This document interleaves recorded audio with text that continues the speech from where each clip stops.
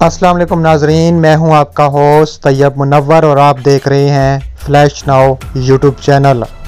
पाकिस्तान और दुनिया भर की वन लाइन हेडलाइंस लेकर आपकी खिदमत में हाजिर हैं। तो आपसे गुजारिश है कि वीडियो को शुरू से लेकर एंड तक पूरा देखें।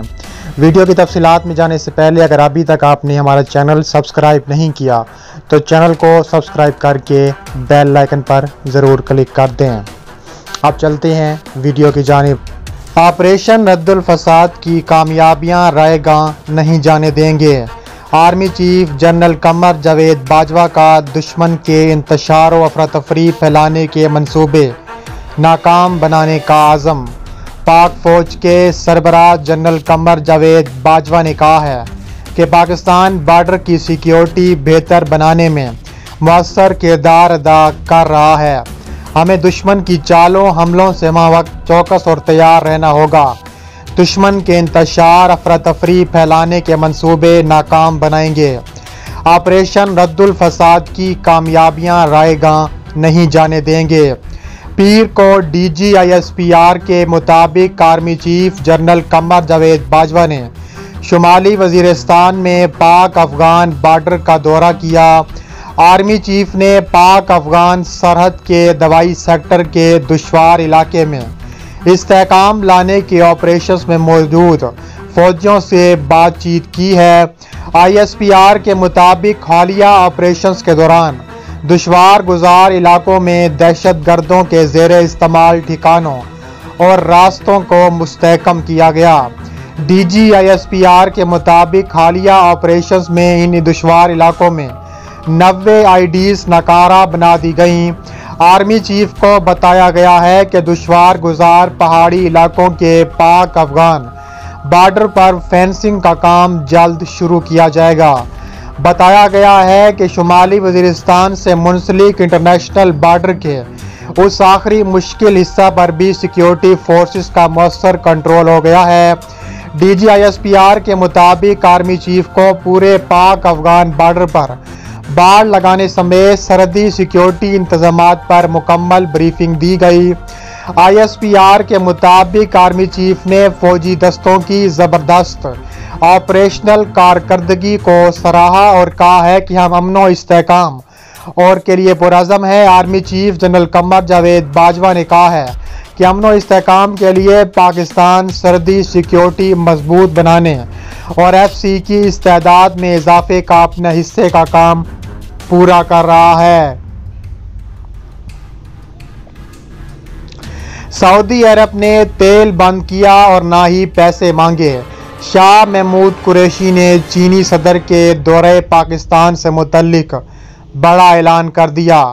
वजीर खारजा शाह महमूद कुरैशी ने कहा है कि सऊदी अरब ने तेल बंद किया है और ना ही पैसे मांगे हैं। इसराइल से मुतल्लिक भी पाकिस्तान और सऊदी अरब का मौक़िफ़ एक है। चीन ने मकबूजा कश्मीर से मुतल्लिक भारतीय दावाओं को मुस्तरद कर दिया है। चीनी सदर का दौरे पाकिस्तान पर बातचीत हुई है। ये इंतहाई गैर मामूली नौइयत का दौरा होगा। भारत ने हमेशा झूठ का सहारा लिया लेकिन दुनिया हकीकत को जानती है, इसलिए भारत को नाकामी का मुसलसल सामना करना पड़ रहा है। पीर के रोज़ वज़ीर ख़ारजा शाह महमूद कुरैशी ने प्रेस कॉन्फ्रेंस से खिताब करते हुए कहा है कि कश्मीरियों की हक़ खुददारियत ने नई करवट ली है। मकबूजा कश्मीर की 6 सियासी जमातों ने भारत के 5 अगस्त के इक़दाम की नफ़ी कर दी है। मकबूजा कश्मीर की सियासी क़ियादत का ये एक इंतहाई अहम बयान है। एलामिये पर फ़ारूक अब्दुल्ला, ग़ुलाम अहमद मीर और दीगर सियासी रहनुमाओं के दस्तखत हैं, इसलिए भारत का इखलाकी और कानूनी लिहाज से बहुत कमज़ोर मौक़िफ़ है। ये कश्मीरियों की आवाज़ है जो हमारे कानों में सुनाई दे रही है। उन्होंने कहा है कि दौरे चीन के दौरान मकबूजा कश्मीर का ख़ुसूसी ज़िक्र हुआ है।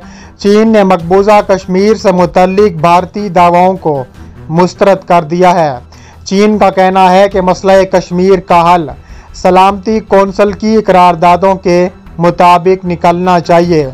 सलामती कौंसिल की 3 नशिस्तों पर चीन का शुक्रिया अदा किया। चीन ने कहा है कि वो भारत के 5 अगस्त 2019 के इक़दाम को यकतरफा समझते हैं। चीन ने अक़वाम मुत्तहिदा की करारदादों के मुताबिक मसला कश्मीर को हल करने का मौक़िफ़ दोहराया है। इसी तरह चीन ने भारतीय इल्ज़ामात ख़ुसूसन मशरक़ी लद्दाख से मुतल्लिक़ उनको मुस्तरद कर दिया है। इन्होंने कहा है कि चीनी सदर के दौरे पाकिस्तान पर बात हुई। चीनी सदर का दौरा इंतहाई गैर मामूली नौइयत का होगा। पाकिस्तान और चीन का मौक़िफ़ वाज़ेह है कि सी पैक हमारा सोचा समझा प्रोजेक्ट है। सी पैक से पूरे खित्ते को फ़ायदा होगा। भारत जो कहता है कहते रहे, हम सी पैक से मुतल्लिक़ आगे बढ़ते रहेंगे। शाह महमूद कुरैशी ने कहा है कि अफ़गानिस्तान में बिगाड़ कर पैदा करने वाला ग्रुप मौजूद है। उन्होंने कहा है कि सऊदी अरब ने पाकिस्तान से पैसे ना मांगे हैं और ना ही पेट्रोल बंद किया है।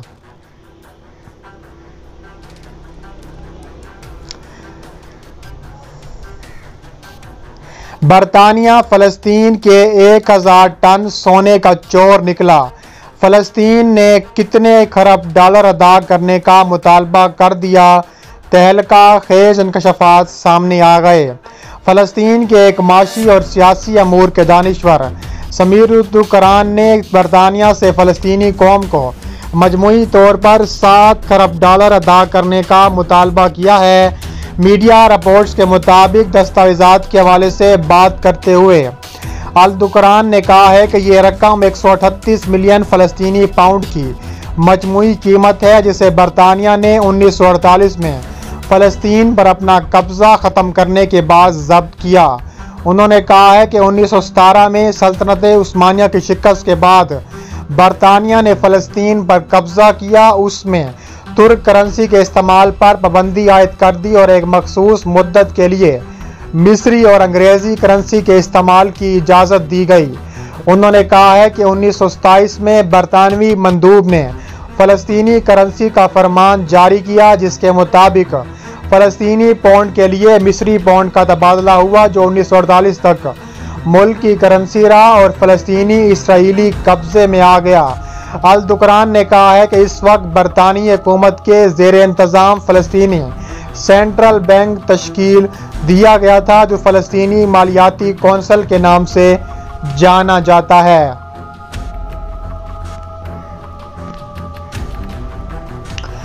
इराक का अल-ताजी एयरबेस खाली। अमेरिका ने तमाम फौजी वापस बुला लिए। अमेरिका और उसके इत्तेहादी अफवाज ने इराक में अल-ताजी एयरबेस से अपने फौजी वापस बुला लिए हैं और इसका कंट्रोल मकामी फ़ौज के हवाले कर दिया गया।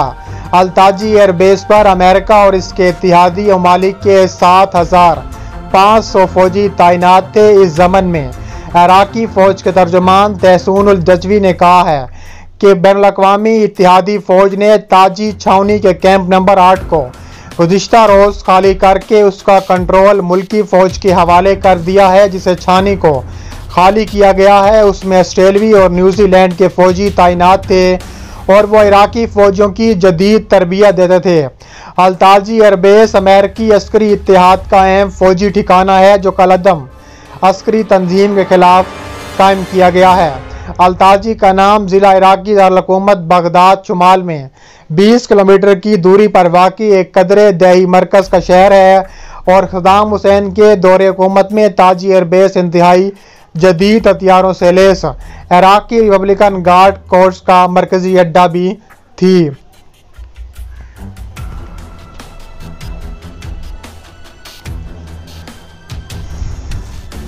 भारत को सबकी का सामना। बांग्लादेश में चीनी असर रसूख ने मोदी सरकार को हिलाकर रख दिया।